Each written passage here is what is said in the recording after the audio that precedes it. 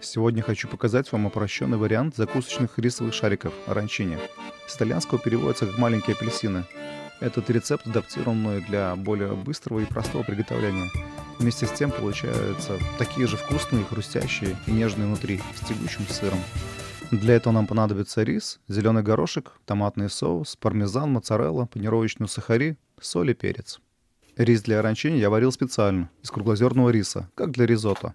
Как это сделать, можно посмотреть по ссылке сверху.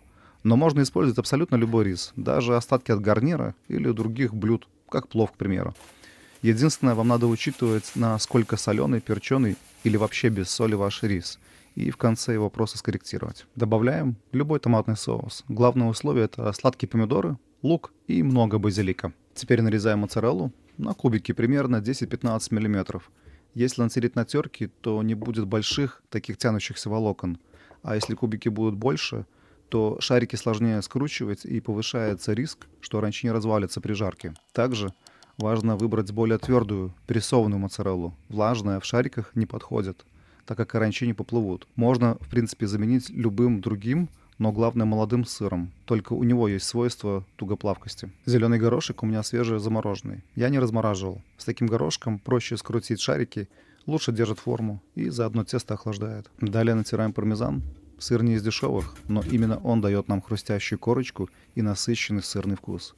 В принципе, его можно заменить любым твердым сыром с выдержкой не менее 6 месяцев. В конце добавить соль и перец с коррекцией по рису и томатному соусу.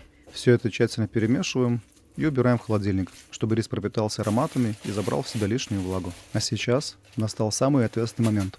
Нам нужно понять, сколько панировочных сухарей добавить в тесто, так как у одних рис влажный, а у других более сухой.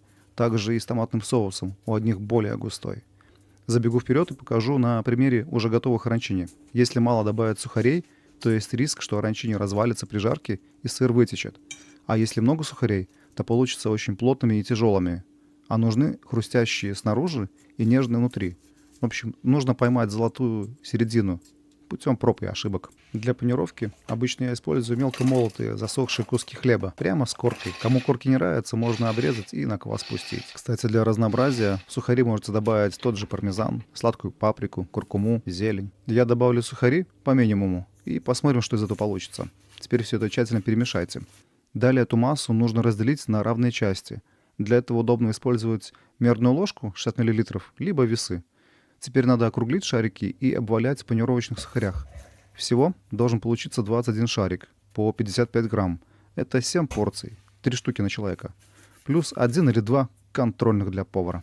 Кстати, на кухне принято пользоваться синими перчатками и синим пластырем при порезе. Это связано с тем, что их проще обнаружить при попадании в еду.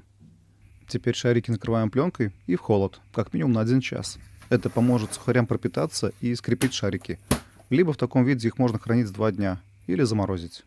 Перед тем, как жарить оранчини, возьмите контрольный шарик и проверьте, развалится он при жарке или нет. Если развалился, то сделайте повторную такую же панировку. Мне это обычно всегда помогало. Жарить в кастрюльке или во фритюре разницы нет. Главное начинать опускать шарики только в полностью разогретое масло, иначе жир проникнет внутрь. Жарить шарики надо на расстоянии, друг от друга, а то они могут слипнуться в одну общую массу. Чтобы шарики не прилипли к дну корзины, я подстилаю пекарскую бумагу. Для жарки я использую смесь смальца и рафинированного оливкового масла. У них выше термостойкость, меньше выделяется канцерогенов и не дымит. Получается красивее корочка и лучший вкус. Это особенно чувствуется при жарке картошки. И нету такого, знаете, маслянистого послевкусия. Дешевое растительное масло в разы быстрее выгорает и становится черным, а это явный признак канцерогенов. Оранчини можно подать с тем же томатным соусом, приправленным острым чили маслом и легким салатом из рукколы, пармезана, оливкового масла и черного перца. Оранчини получились, как я и планировал, сырными, хрустящими и настолько нежными, что разваливаются в руках. И в холодном виде они такие же вкусные, как и горячие. Но так как они очень влажные внутри, то в течение дня хрустящая корочка пропадает, хотя ее можно восстановить в духовке под грилем в течение 5 минут. На этом все. Спасибо за ваше внимание. Ставьте лайки и подписывайтесь. И помните, вкусно готовить просто. Вся соль в деталях.